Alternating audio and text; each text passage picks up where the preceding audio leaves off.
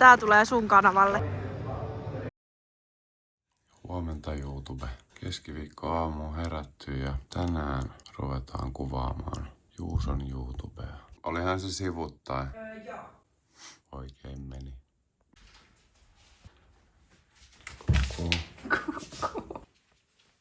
Huomenta. Huomenta. Tuliko se juomaan kahvia mun kanssa? Tulin.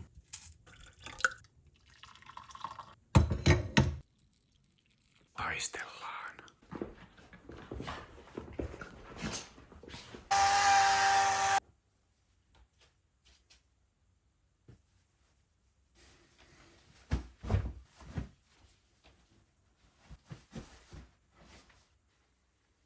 Tiedä, lähdetäänkö postiin? Näissä yövaatteissa. Vaikka. Lähdekö sä yövaatteissa postiin? Mimmi, sun täytyy vaihtaa nyt päivävaatteet. Postipete. Ei jaksa kantaa. Tai siis mä en jaksa kantaa. Sä jaksat. Noniin, sit ollaan valmiita punttisalille. Vuorossa selkää ojentajia ja vähän etureisiä. Mä koitan saada jonkun sarjan kuvattua, niin pääsette vähän fiilistelemään VFC:tä.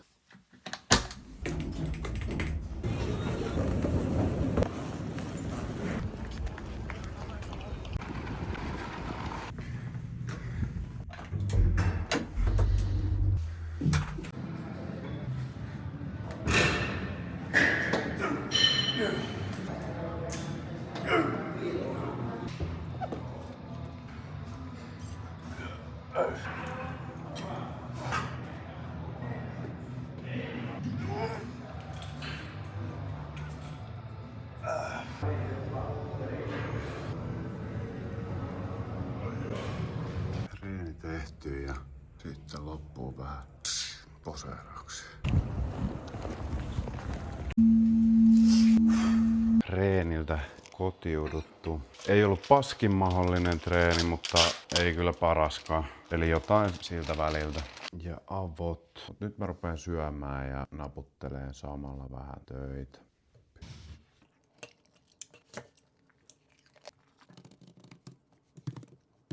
Mihin me seuraavaksi mentäisiin? Avantoon. Tai no ei oo enää avanto. Ihan tämmönen kesäuinti. Joo, kesäuinnille ja saunomaan.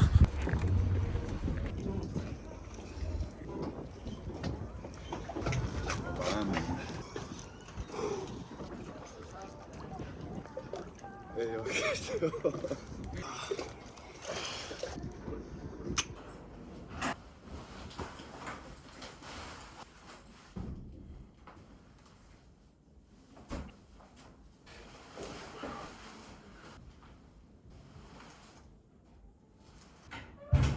Avannon jälkeen ohjelmassa on vastauksia Instagramissa mulle esitettyihin kysymyksiin. Okei, kysymyksiä. Mä pyysin Instagramissa teitä esittämään mulle kysymyksiä, mihin mä lupasin vastata ensimmäisellä YouTube-videolla, joten tässäpä sitten tulee. Aloitetaan tavallaan huumoripitoisella, hyvin klassikkokysymyksellä. Paljon penkki. Isoin rauta, minkä on nostanut, 145 kiloa. Ei ole kovin kummonen paino. Sen verran se on jäänyt hampaankoloa, että en ole 150 nostanut. Se puuttuva 5 kiloa, kyllä se täytyy käydä jossain vaiheessa runttasemassa. Seuraava kysymys. Kerro yksi lyhyt elämän opetus kautta ohje, jonka mukaan yrität elää. Aika diippi kysymys. Toisaalta kysymyksen esittänyt herrakin on aika diippi. Joten siinä mielessä ja odotetunlainen kysymys. Opetus tai ohje on se, että tee valintoja itses takia, äläkä sen takia, mitä sä oletat, että muut haluais sun tekevän. Vaikka se todella itsekäältä kuulostaa, että elä itseäsi varten ja tee ratkaisut itseäsi varten, niin siinä on sillä tavalla ihan perää, että kun sä elät semmoista elämää, mistä sä nautit, niin silloin sä oot myös todennäköisesti aika paljon parempi sun ympärillä oleville ihmisille. Yksinkertaista. Sitten treenikysymyksiä, 2 kappaletta. kappaletta, monta kertaa mave ja kyykky 8 päivän kierron aikana ja perinteinen mave selkä- vai jalkapäivänä. 3-jakoinen ohjelma, jalat tulee tossa 2 kertaa. Mä veikkaan, että tässä on push, pull, legs treenijako ja sitten jokaiselle treenille on 2 eri treeniä. Eli on push 1 ja 2, pull 1 ja 2 ja legs 1 ja 2. Mutta tuo kysymys, mikä tuossa on ensimmäisenä, monta kertaa mave ja kyykky 8 päivän kierron aikana, se riippuu aika paljon sun tavoitteesta. Haluatko sä vaan nostaa mahdollisimman isoja kuormia vai onko sun tavoitteena kasvattaa mahdollisimman paljon lihasta? Pelkästään, että jos sulla on treenejä 8 päivän kierrolla 6 kappaletta, niin kuulostaa todella paljolta. Melkein niin kuin tilanteesta riippumatta, niin mä vähentäisin sun volyymia ja lisäisin lepopäiviä. Todennäköisesti silloin niin kuin yksittäisestä treenistä tulisi paljon kehittävämpi. Sitten tohon kysymykseen, että tekisitkö perinteisen maastavedon selkä- vai jalkapäivänä, niin tekisin jalkapäivänä, mutta vaihtaisin ton perinteisen maastavedon esimerkiksi romanialaiseen maastavetoon, koska siinä me saadaan paremmin kohdistettua kuormitusta halutuille lihaksille. Et kyllä mä pidän perinteistä maastavetoa enemmän semmosena voimailuliikkeenä kuin podausliikkeenä. Mutta tuohon alkuperäiseen kysymykseen, eli montako kertaa mave ja kyykky 8 päivän kierron aikana,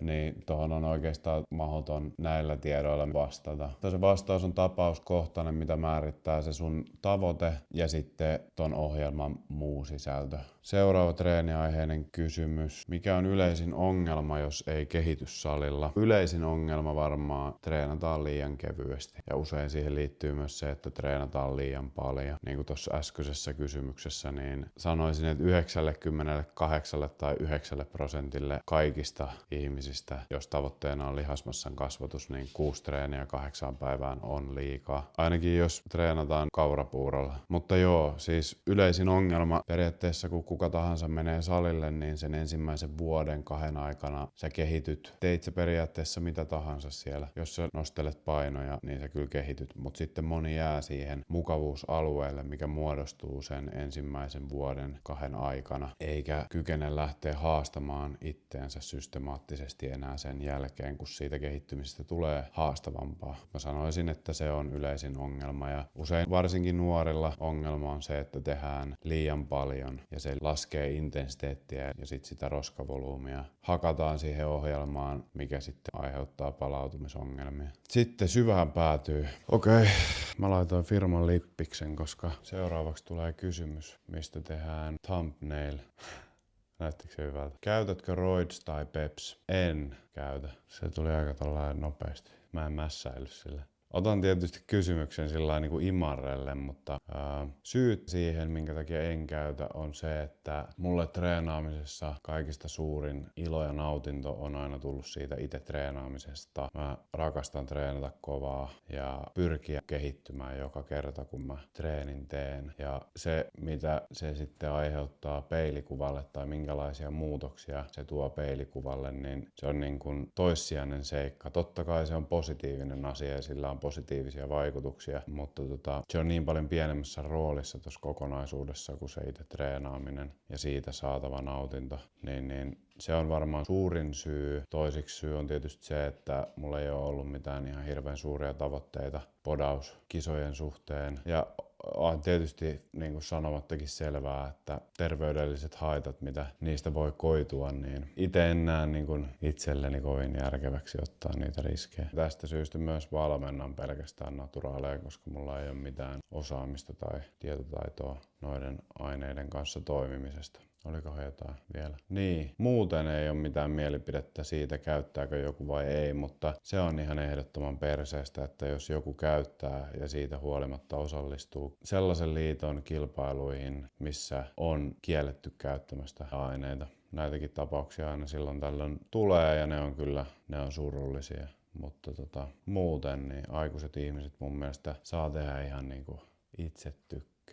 Siinä oli kysymyksiä, mitä mulle esitettiin. Tämmönen konsepti onnistuu ihan hyvin jatkossakin, että jos teistä tuntuu, että tää on hyvä tapa käydä tämmöistä vuorovaikutusta mun kanssa, niin kommentoikaa tohon tämän videon alle. Siellä pitäisi olla jonkunlainen kommenttikenttä, sinne saa laittaa. Tai ylipäätään, jos et tykännyt ollenkaan, niin laita sekin sinne. Väli. Istu.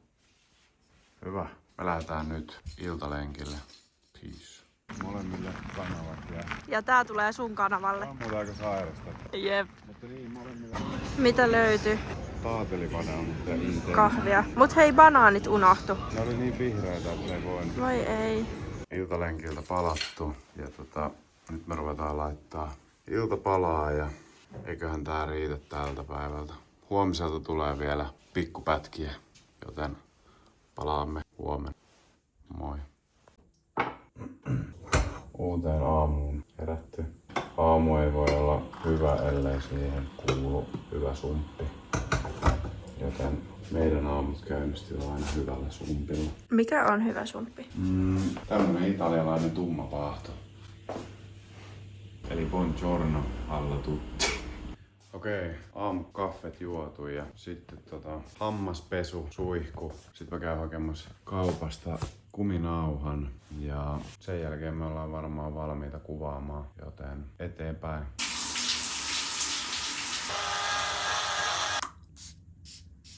Nyt mä lähden hakemaan itselleni kuminauhaa, koska mä ajattelin kasvattaa ison perseen. Kunnon treenaajat tietää, että kuminauha pitää olla jalkojen välissä, jos aikoo kasvattaa perseen.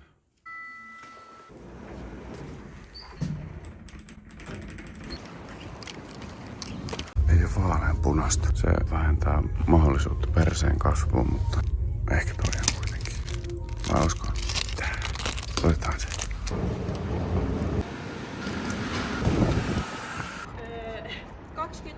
Etuajassa sä sanot.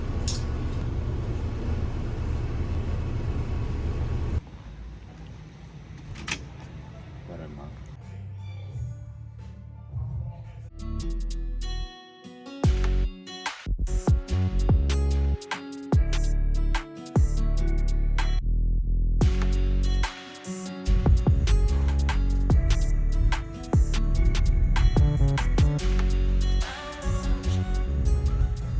Hyvä. Sitten on kuvaukset purkissa ja alkaa ole ukkokin aika purkissa. Nyt olisi varmaan niin kuin ensimmäisen video matskut tallessa ja antakaa armoa, tää on ensimmäinen kerta kun mä kuvailen tämmöstä sisältöä ja etenkin ensimmäinen kerta kun mä yritän editoida tästä sisällöstä jotenkin järkevän kokonaisuuden. Katsotaan miten mun kärsivällisyys toimittaa sen projektin kanssa. Toivottavasti viihdyit tämän videon seurassa. Mitä kuuluu sanoa? Thumbs up and subscribe. Kiitoksia kun katsoit videon ja ehkä me palataan jo heti seuraavalla kerralla. Moi moi!